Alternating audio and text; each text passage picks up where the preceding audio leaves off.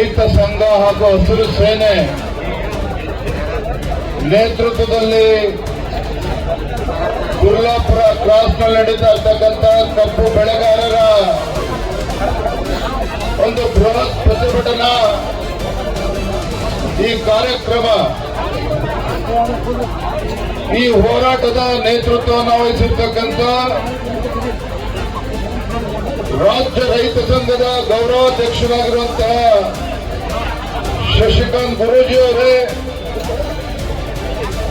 ರಾಜ್ಯ ರೈತ ಸಂಘದ ಅಧ್ಯಕ್ಷ ಆಗಿರುವಂತಹ ಚಿನ್ನಪ್ಪ ಪೂಜಾರಿ ಅವರೇ, ಪರಮ ಪೂಜ್ಯ ಸ್ವಾಮೀಜಿಗಳೇ, ಸುಭಾಷ್ ಅಣ್ಣ ಅವರೇ, ಗೌರವಾನ್ವಿತ ರಾಜ್ಯಸಭಾ ಸಂಸದರು ಆತ್ಮೀಯರಾಗಿರ್ತಕ್ಕಂಥ ಈರಣ್ಣ ಗಡಾಡಿ ಅವರೇ, ಹಿರಿಯ ಶಾಸಕರು ಆತ್ಮೀಯರಾಗಿರುವಂತಹ ದುರ್ಯೋಧನ ಐಹೊಳೆ ಅವರೇ, ರಾಜ್ಯ ಪ್ರಧಾನ ಕಾರ್ಯದರ್ಶಿಗಳಾಗಿರುವಂತಹ ಕುರ್ಚಿ ರಾಜೀವ್ ಅವರೇ, ರಾಜ್ಯ ಬಿಜೆಪಿಯ ಕಾರ್ಯದರ್ಶಿಗಳಾಗಿರುವಂತಹ ಶರಣು ತನಿಖೇರಿ ಅವರೇ, ಸುಭಾಷ್ ಅಣ್ಣ ಅವರೇ, ಮಾಜಿ ಶಾಸಕರಾಗಿರುವಂತಹ ವಿ ಪಾಟೀಲ್ ರವರೇ,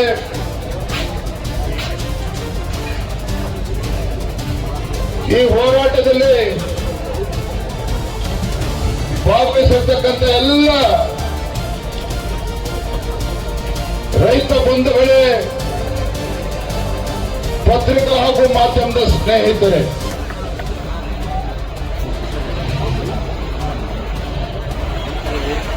ಕಳೆದ 6 ದಿನಗಳಿಂದ ಗುರ್ಲಾಪುರ ಕ್ರಾಸ್ನಲ್ಲಿ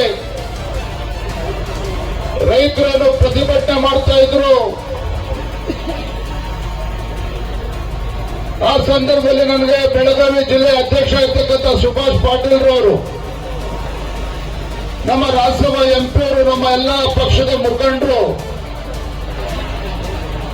ಕಬ್ಬು ಬೆಳೆಗಾರರು ಬೀದಿಗಿಳಿದು ಹೋರಾಟ ಮಾಡ್ತಾ ಇದ್ದಾರೆ. ಆ ಹೋರಾಟಕ್ಕೆ ತಾವು ಬರಬೇಕು ಅಂತೇಳಿ ಮೊನ್ನೆ ದಿನ ನನಗೆ ದೂರವಾಣಿ ಕರೆ ಮಾಡಿ ತಿಳಿಸಿದ್ರು. ತತ್ಕ್ಷಣ ನಾನು ಕೂಡ ತೀರ್ಮಾನ ಮಾಡಿ ನಾನಿವತ್ತು ತಮ್ಮ ಹೋರಾಟದ ಜೊತೆ ನಾವು ಕೂಡ ಇರಬೇಕು ಅಂತ ನಾನು ಬಂದಿದ್ದೇನೆ. ನಾನು ಮೊದಲನೇದಾಗಿ ಒಂದು ಮಾತನ್ನ ಹೇಳ್ತೇನೆ, ನಾನು ಇವತ್ತು ನಮ್ಮ ಕಬ್ಬು ಬೆಳೆಗಾರ ಇವತ್ತು ತಾವೇನು ಹೋರಾಟ ಮಾಡ್ತಾ ಇದ್ದೇನೆ. ನಾನಿಲ್ಲಿ ಶಿಕಾರಿಪುರ ಕ್ಷೇತ್ರದ ಶಾಸಕನಾಗಿ ಬಂದಿಲ್ಲ, ರಾಜ್ಯ ಭಾರತೀಯ ಜನತಾ ಪಾರ್ಟಿ ಅಧ್ಯಕ್ಷನಾಗಿ ಬಂದಿಲ್ಲ. ಅದರ ಬದಲಾಗಿ ಈ ನಾಡು ಕಂಡಂತ ಅಪ್ರತಿಮ ಹೋರಾಟಗಾರ, ರೈತ ನಾಯಕ ಸನ್ಮಾನ್ಯ BS ಯಡಿಯೂರಪ್ಪನವರ ಮಗನಾಗಿ ಇವತ್ತು ನಾವು ಹೋರಾಟಕ್ಕೆ ನಮ್ಮ ಜೊತೆ ಬಂದಿದ್ದೇನೆ.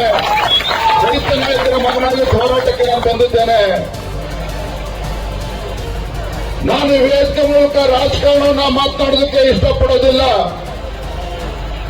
ಆದರೆ ಹೋರಾಟಕ್ಕೆ ನಾನು ಕೂಡ ನನ್ನ ಜೊತೆ ಧುಮುಕಿದ್ದೇನೆ ಅಂತ ಹೇಳಿದ್ರೆ, ಈ ನಾಡಿಗೆ 2 ತುತ್ತು ಅನ್ನವನ್ನ ಕೊಡ್ತಕ್ಕಂಥ ರೈತರ ಪರವಾಗಿನ ಹೋರಾಟಕ್ಕೆ ಧುಮುಕಿದ್ದೇನೆ ವಿನಃ ಸಕ್ಕರೆ ಕಾರ್ಖಾನೆಗಳ ಮಾಲೀಕರ ಪರವಾಗಿ ವಕಾಲತ್ತು ವಹಿಸಿಕೊಂಡು ಇಲ್ಲಿ ಬಂದಿಲ್ಲ.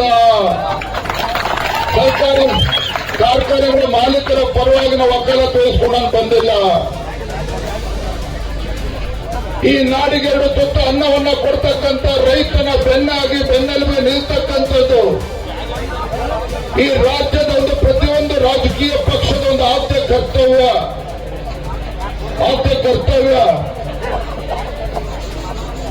ಕಳೆದ 6 ದಿನಗಳಿಂದ ಬೆಳಗಾವಿ, ಬಾಗಲಕೋಟೆ, ಬಿಜಾಪುರ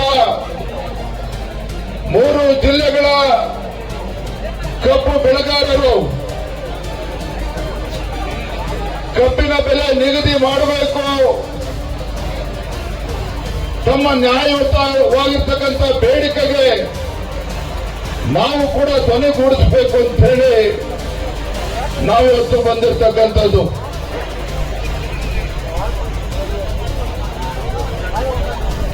ಸ್ವಾಭಿಮಾನಕ್ಕೆ ಮತ್ತೊಂದು ಹೆಸರು ರೈತ. ರೈತನ ಸ್ವಾಭಿಮಾನಕ್ಕೆ ಧಕ್ಕೆ ಬಂದಾಗ ಯಾವುದೇ ರಾಜ್ಯ ಸರ್ಕಾರ ಅಧಿಕಾರ ಇರ್ಬೋದು, ಎಷ್ಟೇ ಎತ್ತರ ಸ್ಥಾನದಲ್ಲಿರ್ಬೋದು, ಆ ರೈತನ ಕಣ್ಣಲ್ಲಿ ನೀರು ತರಿಸ್ತಕ್ಕಂಥ ಕೆಲಸವನ್ನ ಮಾಡಿದ್ರೆ ಆ ಭಗವಂತ ನಮಗೆ ಒಳ್ಳೇದು ಮಾಡೋದಕ್ಕೆ ಸಾಧ್ಯ ಇಲ್ಲ. ಆ ಭಗವಂತ ನಮಗೆ ಒಳ್ಳೇದು ಮಾಡೋದಕ್ಕೆ ಸಾಧ್ಯ ಇಲ್ಲ. ಕಳೆದ 6 ದಿನಗಳಿಂದ ಇವತ್ತು ಕಬ್ಬು ಬೆಳೆಗಾರರು ಇವತ್ತು ಬೀದಿಗಿಳಿದು ಪ್ರತಿಭಟನೆ ಮಾಡ್ತಾ ಇದ್ರೆ ರಾಜ್ಯ ಸರ್ಕಾರ, ಮುಖ್ಯಮಂತ್ರಿಗಳಾಗ್ಲಿ, ಉಸ್ತುವಾರಿ ಸಚಿವರುಗಳಾಗ್ಲಿ, ಸಕ್ಕರೆ ಖಾತೆ ಸಚಿವರಾಗ್ಲಿ, ಇವ್ರು ಯಾರಿಗೂ ಕೂಡ ಇನ್ನೂ ಕೂಡ ಪುರ್ಸೊತ್ ಸಿಕ್ಕಿಲ್ಲ ನಮ್ಮ ಸಮಸ್ಯೆಯನ್ನ ಪರಿಹಾರ ಕೊಡಬೇಕು ಅಂತೇಳಿ ಚರ್ಚೆ ಮಾಡೋದಕ್ಕೆ. ಪೂಜಾರವರು ಮಾತನಾಡ್ತಾ ಹೇಳಿದ್ರು, ಹಿಂದೆ ಭಾರತೀಯ ಜನತಾ ಪಾರ್ಟಿ ಸರ್ಕಾರ ಇದ್ದಾಗ ಸನ್ಮಾನ್ಯ BS ಯಡಿಯೂರಪ್ಪನವರು ಮುಖ್ಯಮಂತ್ರಿಗಳು, ಇನ್ನೂ ಕೂಡ ಕ್ಯಾಬಿನೆಟ್ ಎಕ್ಸ್ಪೆನ್ಷನ್ ಕೂಡ ಆಗಿರಲಿಲ್ಲ. ಸುಭಾಷಣ ಸಂದರ್ಭದಲ್ಲಿ ದುರ್ಯೋಧನ ಅಯ್ಯೋಳವರು ಇಲ್ಲೇ ಇದ್ದಾರೆ. ಕ್ಯಾಬಿನೆಟ್ ಎಕ್ಸ್ಪೆನ್ಷನ್ ಕೂಡ ಆಗಿರಲಿಲ್ಲ. ಉತ್ತರ ಕರ್ನಾಟಕ ಭೀಕರ ಮಳೆಯಿಂದ ರೈತರು ಸಂಕಷ್ಟದಲ್ಲಿದ್ದರು. ರೈತರು ಬೆಳೆದಂತ ಬೆಳೆ ಸಂಪೂರ್ಣವಾಗಿ ನೀರಲ್ಲಿ ಮುಳುಗೋಗಿತ್ತು. ಏನಪ್ಪ ಇದು, ಬೆಳೆದಂತ ಬೆಳೆ ಕೈಗೆ ಬಂದಂತ ತುತ್ತು ಬಾಯಿಗೆ ಬರಲಿಲ್ಲ ಅಂತ ಹೇಳಿ ರೈತರು ತಲೆ ಮೇಲೆ ಕೈ ಹೊತ್ಕೊಂಡು ಕೂತಂತ ಸಂದರ್ಭದಲ್ಲಿ ನಿಮ್ಮ ಮುಖ್ಯಮಂತ್ರಿಗಳು ಯಡಿಯೂರಪ್ಪ ಅಂದಿನ ಮುಖ್ಯಮಂತ್ರಿಗಳು ಏಕಾಂಗಿಯಾಗಿದ್ರು ಸಹ ಬೆಳಗಾವಿ ಜಿಲ್ಲೆಗೆ ಬಂದ್ರು, ಚಿಕ್ಕೋಡಿಗೆ ಬಂದ್ರು, ರಾಯಚೂರು, ಕೊಪ್ಪಳ ಎಲ್ಲ ಜಿಲ್ಲೆಗಳಿಗೂ ಕೂಡ ಬಂದ್ರು. ರೈತರ ಸಂಕಷ್ಟಕ್ಕೆ ಪರಿಹಾರವನ್ನು ನೀಡುವಂತ ಕೆಲಸವನ್ನು ಮಾಡಿದ್ರು. ಕೇಂದ್ರ ಸರ್ಕಾರ ಪರಿಹಾರ ಕೊಡ್ಲಿ ಅಂತ ಹೇಳಿ ಕಾಯ್ಕೊಂಡು ಕೂರಲಿಲ್ಲ. ಅತಿವೃಷ್ಟಿಯಿಂದ ಯಾವ ನಮ್ಮ ರೈತ ಬಡವ ತನ್ನ ಮನೆಯನ್ನ ಕಳೆದುಕೊಂಡಿದ್ದ, ಕೇಂದ್ರ ಸರ್ಕಾರದ NDRF ನಾಲೆಜ್ ಪ್ರಕಾರ ಬಡವ ತನ್ನ ಮನೆಯನ್ನ ಕಳೆದುಕೊಂಡಿದ್ದಾನೆ ಮಳೆಯಿಂದ ಅಂತ ಹೇಳಿದ್ರೆ ಕೇವಲ 1 ಲಕ್ಷ ರೂಪಾಯಿ ಪರಿಹಾರ ಇತ್ತು. ಏನ್ ಮಾಡಿದ್ರು ಯಡಿಯೂರಪ್ಪರು? 1 ಲಕ್ಷದಿಂದ ನನ್ನ ರೈತ ಬಡವ ಮನೆ ಕಟ್ಕೊಳ್ಳೋದಕ್ಕೆ ಸಾಧ್ಯ ಆಗೋದಿಲ್ಲ ಅಂತ ಹೇಳಿ ತತ್ಕ್ಷಣ ಅದೇ ಸ್ಪಾಟ್ ಅಲ್ಲಿ ಬೆಳಗಾವಿನಲ್ಲಿ ಇಟ್ಕೊಂಡು ಮನೆ ಕಳ್ಕೊಂಡಂತ ರೈತನಿಗೆ ಪರಿಹಾರ ಎಷ್ಟು ಕೊಟ್ಟರು? 5 ಲಕ್ಷ ರೂಪಾಯಿ ಘೋಷಣೆ ಮಾಡಿದ್ರು. 5 ಲಕ್ಷ ರೂಪಾಯಿ ಘೋಷಣೆ ಮಾಡಿದ್ರು. ಇದು ರೈತನ ಪರವಾಗಿ ಕಾಳಜಿ ಇರ್ತಕ್ಕಂಥ ಒಬ್ಬ ಮುಖ್ಯಮಂತ್ರಿ ಮಾಡ್ತಕ್ಕಂಥ ತೀರ್ಮಾನ. ರೈತರ ಪರವಾಗಿರ್ತಕ್ಕಂಥ ಯಾವುದೇ ಒಬ್ಬ ಜನನಾಯಕ ತೆಗೆದುಕೊಳ್ತಕ್ಕಂಥ ತೀರ್ಮಾನ. ಇಂಥ ತೀರ್ಮಾನಗಳು ಸನ್ಮಾನ್ಯ BS ಯಡಿಯೂರಪ್ಪ ಅವರು ಮುಖ್ಯಮಂತ್ರಿಗಳಿದ್ದಾಗ ಮಾಡಿದ್ರು. ಆದ್ರೆ ಇವತ್ತು ಹೋರಾಟ ಶುರುವಾಗಿ 6 ದಿನಗಳಾದರೂ ಸಹ ಇವತ್ತು ರಾಜ್ಯ ಸರ್ಕಾರ ನಮ್ಮ ರೈತರ ಕಬ್ಬು ಬೆಳೆಗಾರರ ಬೇಡಿಕೆಯನ್ನು ಕೇಳೋದಕ್ಕೂ ಕೂಡ ಬರೋದಿಲ್ಲ ಅಂತ ಹೇಳಿದ್ರೆ ಇಂಥ ಲಜ್ಜೆಗೆಟ್ಟ ಸರ್ಕಾರ ಈ ರಾಜ್ಯದ ರೈತರ ಪಾಲಿಗೆ, ಬಡವರ ಪಾಲಿಗೆ ಬದುಕಿದ್ದು ಕೂಡ ಸತ್ತಂತೆ, ಬದುಕಿದ್ದು ಕೂಡ ಸತ್ತಂತೆ. ನಾನಿವತ್ತು ಬೆಳಗ್ಗೆ ನಿನ್ನೆ ಮಧ್ಯಾಹ್ನ ತೀರ್ಮಾನ ಮಾಡಿದೆ. ನಿನ್ನೆ ಮಧ್ಯಾಹ್ನ ತೀರ್ಮಾನ ಮಾಡಿ ನಂದು ಇವತ್ತು ಏನೇ ಕಾರ್ಯಕ್ರಮಗಳಿದ್ರೂ ಸಹ ಬೆಳಗಾವಿ, ಬಾಗಲಕೋಟೆ, ಚಿಕ್ಕೋಡಿ ಜಿಲ್ಲೆಯ ರೈತರು ಸಂಕಷ್ಟದಲ್ಲಿದ್ದಾಗ, ಕಬ್ಬು ಬೆಳೆಗಾರರು ಸಂಕಷ್ಟದಲ್ಲಿದ್ದಾಗ ಏನೇ ಕೆಲಸಗಳಿದ್ರೂ ಸಹ ಅದನ್ನು ಬದಿಗಿಟ್ಟು ಹೋಗ್ಬೇಕು ಅಂತ ನಾನು ಯೋಚನೆ ಮಾಡ್ತಾ ಇದ್ದೆ. ಅಷ್ಟೊತ್ತಿಗೆ ನಮ್ಮ ಸುಭಾಷ್ ಅಣ್ಣ ಫೋನ್ ಮಾಡಿದ್ರು, ಲೆಕ್ಕಪ್ಪ ಪಾಪ ರೈತ ವಿಷ ಕುಡಿದು ಆತ್ಮಹತ್ಯೆಗೆ ಪ್ರಯತ್ನ ಮಾಡಿದ್ದಾರೆ, ಆಸ್ಪತ್ರೆ ಕರ್ಕೊಂಡು ಹೋಗಿದ್ದಾರೆ ಅಂತ ಹೇಳಿ ತತ್ಕ್ಷಣ ತೀರ್ಮಾನ ಮಾಡಿದ್ದು ಬೆಳಗ್ಗೆ ನಾನು ಹೊರಟು ಬಂದಿದ್ದೇನೆ. ಬಂದಿರುವಂತ ಕಬ್ಬು ಬೆಳೆಗಾರರು ಹೋರಾಟ ಇದು ಮೊದಲ ಬಾರಿಗೆ ಏನು ಮಾಡ್ತಾ ಇರ್ತಕ್ಕಂಥದ್ದಲ್ಲ. ಮೊದಲ ಬಾರಿಗೆ ಕಬ್ಬು ಬೆಳೆಗಾರರು ಬೀದಿಗಿಳಿದು ಹೋರಾಟ ಮಾಡ್ತಾ ಇರುವಂತದ್ದಲ್ಲ. ಇದೇ ಸಿದ್ದರಾಮಯ್ಯವರು ಹಿಂದೆ ರಾಜ್ಯದ ಮುಖ್ಯಮಂತ್ರಿಗಳಿದ್ದಾಗ ಬೆಳಗಾವಿನಲ್ಲಿ ಅಧಿವೇಶನ ನಡೀತಾ ಇದ್ದಾಗ ಏನಾಯ್ತು? 2014ರಲ್ಲಿ ಕಬ್ಬು ಬೆಳೆಗಾರರು ಹೋರಾಟ ಮಾಡ್ತಾ ಇದ್ದಾಗ ವಿಠ್ಠಲ್ ಅರಬಾವಿ ಕಬ್ಬು ಬೆಳೆಗಾರ ಆತ್ಮಹತ್ಯೆ ಮಾಡಿಕೊಂಡ, ತನ್ನ ಪ್ರಾಣವನ್ನು ಕಳೆದುಕೊಂಡ. ಯಡಿಯೂರಪ್ಪರು ಕೈ ಕಟ್ಕೊಂಡು ಕೂರಲಿಲ್ಲ. ಸದನದ ಒಳಗಡೆ, ಸದನದ ಹೊರಗಡೆ ಗುಡುಗಿದ ಪರಿಣಾಮವಾಗಿ ಇದೇ ಸಿದ್ದರಾಮಯ್ಯನವರು ಅಂದಿನ ಮುಖ್ಯಮಂತ್ರಿಗಳು 150 ರೂಪಾಯಿ ಹೆಚ್ಚು ದರವನ್ನು ಕೊಡ್ತಕ್ಕಂಥ ತೀರ್ಮಾನ ಮಾಡುವಂತ ಅನಿವಾರ್ಯತೆ ಸೃಷ್ಟಿ ಆಯಿತು ಅವತ್ತು 2014ರಲ್ಲಿ. ನಾನಿವತ್ತು ರಾಜ್ಯ ಸರ್ಕಾರಕ್ಕೆ ಕೇಳಲಿಕ್ಕೆ ಇಚ್ಛೆ ಪಡ್ತೇನೆ. ನಾನಿವತ್ತು ರಾಜ್ಯದ ಅಧ್ಯಕ್ಷನಾಗಿ ಇಲ್ಲಿ ರಾಜಕಾರಣ ಮಾಡೋದಕ್ಕೆ ಬಂದಿಲ್ಲ. ಆದ್ರೆ ಇವತ್ತು ಸಂಕಷ್ಟದಲ್ಲಿರ್ತಕ್ಕಂಥ ರೈತರ ಪರವಾಗಿ ಧ್ವನಿ ಎತ್ತುವಂಥದ್ದು ನಮ್ಮೆಲ್ಲರ ಕರ್ತವ್ಯ ಇದೆ. ಬಂಧುಗಳೇ, ರೈತ ಅಂತ ಹೇಳಿದ್ರೆ ಆ ಜಾತಿ ಈ ಜಾತಿ ಅಲ್ಲ. ರೈತ ಅಂತ ಹೇಳಿದ್ರೆ ಆ ಪಕ್ಷ ಈ ಪಕ್ಷ ಅಂತ ಅಲ್ಲ. ರೈತ ಅಂತ ಹೇಳಿದ್ರೆ ಪಕ್ಷಾತೀತವಾಗಿ ಜಾತ್ಯತೀತವಾಗಿ ನಿಮ್ಮ ಪರವಾಗಿ ಧ್ವನಿ ಎತ್ತಕ್ಕಂಥದ್ದು ನಮ್ಮೆಲ್ಲರ ಕರ್ತವ್ಯ. ಅದಕ್ಕೋಸ್ಕರ ಬಂದಿದ್ದೇನೆ. ನಮ್ಮ ಮುಖಂಡರು ಮಾತನಾಡ್ತಾ ಇದ್ರು, FRP ಬಗ್ಗೆ ಮಾತನಾಡ್ತಾ ಇದ್ರು. ನಾನು ನಿಮಗೆ ಕೇಳೋಕೆ ಇಷ್ಟಪಡ್ತೇನೆ, ಇಡೀ ದೇಶದಲ್ಲಿ ಒಂದೇ FRP ದರ ಇರುವಂತದ್ದು. ಪಕ್ಕದ ಮಹಾರಾಷ್ಟ್ರದಲ್ಲಿ ಅಲ್ಲಿ ಕಬ್ಬು ಬೆಳೆಗಾರರಿಗೆ 3,400 ರೂಪಾಯಿಯನ್ನ ಕೊಡ್ತಾರೆ. ಇಲ್ಲೇನ್ ದಾಡಿ ಆಗಿದೆ ನಮ್ಗಾಗಾದ್ರೆ? ಮುಖ್ಯಮಂತ್ರಿಗಳ ಕರ್ತವ್ಯ ಅಲ್ವಾ? ಇವತ್ತು ಕಬ್ಬಿನ ಸೀಸನ್ ಕಾರ್ಖಾನೆ ಪ್ರಾರಂಭ ಆಗುವ ಮುಂಚಿತವಾಗಿ ಯಾವುದೇ ಒಂದು ರಾಜ್ಯ ಸರ್ಕಾರ, ರೈತರ ಪರವಾಗಿರ್ತಕ್ಕಂಥ ರಾಜ್ಯ ಸರ್ಕಾರ ಕಾಳಜಿ ಇದ್ದಿದ್ದೇ ಆಗಿದ್ರೆ ಸೀಸನ್ ಪ್ರಾರಂಭ ಆಗುವ ಮುಂಚಿತವಾಗಿ ರೈತ ಮುಖಂಡರನ್ನ, ಕಾರ್ಖಾನೆ ಮಾಲೀಕರನ್ನ ಕೂರಿಸಿ ದರ ನಿಗದಿ ಮಾಡುವಂತ ಕೆಲಸ ಆಗ್ಬೇಕಾಗಿತ್ತು. ಇಲ್ಲಿ ಯಡಿಯೂರಪ್ಪರು ಮುಖ್ಯಮಂತ್ರಿಗಳಿದ್ದಾಗ ಅದೇ ಕೆಲಸವನ್ನ ಮಾಡಿದ್ರು ಇಲ್ಲೋ? ಇದೇ ಸೀಸನ್ ಶುರುವಾಗುವ ಮುಂಚಿತವಾಗಿ ಕಾರ್ಖಾನೆ ಮಾಲೀಕರನ್ನ, ರೈತರನ್ನ ಕೂರಿಸಿ ದರವನ್ನು ನಿಗದಿ ಮಾಡುವಂತ ಕೆಲಸ ಮಾಡಿದ್ರು. ಹಾಗಾಗಿ ನಾನಿವತ್ತು ಆಗ್ರಹ ಮಾಡ್ತಾ ಇದ್ದೇನೆ, ಗುರುಲಾಪುರ ಕ್ರಾಸ್ನಲ್ಲಿ ಪ್ರಾರಂಭ ಆಗಿರ್ತಕ್ಕಂಥ ಈ ರೈತ ಪರ ಹೋರಾಟ ಒಂದು ಚಳುವಳಿ, ಕಬ್ಬು ಬೆಳೆಗಾರರ ಹೋರಾಟ ಇಲ್ಲಿಗೆ ಸೀಮಿತ ಆಗಿಲ್ಲ. ನೀವು ಮಾಡಿದಂತ ಹೋರಾಟದ ಪರಿಣಾಮವಾಗಿ ಬೈಲೊಂಗಲದಲ್ಲಿ ರೈತರು ಕಬ್ಬು ಬೆಳೆಗಾರರು ಬೀದಿಗಿಳಿದು ಹೋರಾಟ ಮಾಡ್ತಾ ಇದ್ದಾರೆ. ಗೋಕಾಕ್ನಲ್ಲಿ ಹೋರಾಟವನ್ನು ಪ್ರಾರಂಭ ಮಾಡಿದ್ದಾರೆ. ಹುಕ್ಕೇರಿ ರಾಯಬಾಗದಲ್ಲೂ ಕೂಡ ಹೋರಾಟವನ್ನು ಪ್ರಾರಂಭ ಮಾಡಿದ್ದಾರೆ. ಮುಧೋಳದಲ್ಲೂ ಕೂಡ ಹೋರಾಟ ಪ್ರಾರಂಭ ಆಗಿದೆ. ನನಗೆ ಗೊತ್ತಿದೆ, ಇಲ್ಲಿ ದೊಡ್ಡ ಸಂಖ್ಯೆಯಲ್ಲಿ ಕುರ್ಚಿಯಿಂದ, ಹಾರುಗೆರೆಯಿಂದ, ಮಗಳಕೋಡಿಂದ ದೊಡ್ಡ ಸಂಖ್ಯೆಯಲ್ಲಿ ರೈತರು ತಾವೆಲ್ಲರೂ ಕೂಡ ಬಂದಿದ್ದೀರಿ. ನಿಮ್ಮೆಲ್ಲರ ಹೋರಾಟದ ಪರಿಣಾಮವಾಗಿ ಇವತ್ತು ಉತ್ತರ ಕನ್ನಡ ಜಿಲ್ಲೆಯಲ್ಲೂ ಕೂಡ ರೈತರು ಇವತ್ತು ಬೀದಿಗಿಳಿದು ಹೋರಾಟವನ್ನ ಮಾಡ್ತಾ ಇದ್ದಾರೆ. ನಾನು ಇವತ್ತು ಈ ವೇದಿಕೆ ಮೂಲಕ ರಾಜ್ಯ ಸರ್ಕಾರಕ್ಕೆ, ರಾಜ್ಯದ ಮುಖ್ಯಮಂತ್ರಿಗಳಿಗೆ ನಾನು ಇವತ್ತು ಎಚ್ಚರಿಕೆಯನ್ನು ಕೊಡೋದಕ್ಕೆ ಇಷ್ಟಪಡ್ತೇನೆ. ಮಾನ್ಯ ಮುಖ್ಯಮಂತ್ರಿಗಳೇ,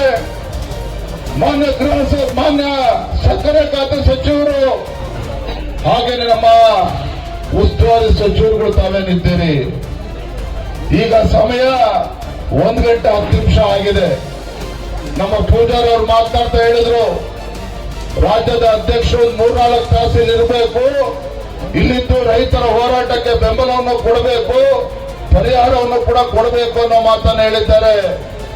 ನಾನೊಂದು ಮಾತನ್ನ ಈ ಸಂದರ್ಭ ಹೇಳ್ತಾ ಇದ್ದೇನೆ, ರಾಜ್ಯದ ಮುಖ್ಯಮಂತ್ರಿಗಳಿಗೆ ನಮ್ಮ ಮಾಧ್ಯಮದ ಸ್ನೇಹಿತರ ಮೂಲಕ ಗೌರವಾನ್ವಿತ ರಾಜ್ಯದ ಮುಖ್ಯಮಂತ್ರಿಗಳಿಗೆ ಸಂದರ್ಭ ಹೇಳಲಿಕ್ಕೆ ಇಷ್ಟಪಡ್ತೇನೆ. ಕಬ್ಬು ಬೆಳೆಗಾರರ ಹೋರಾಟವನ್ನ ಬಹಳ ಗಮನ ಇಟ್ಟು ತಾವು ಗಮನಿಸಬೇಕಾಗಿದೆ.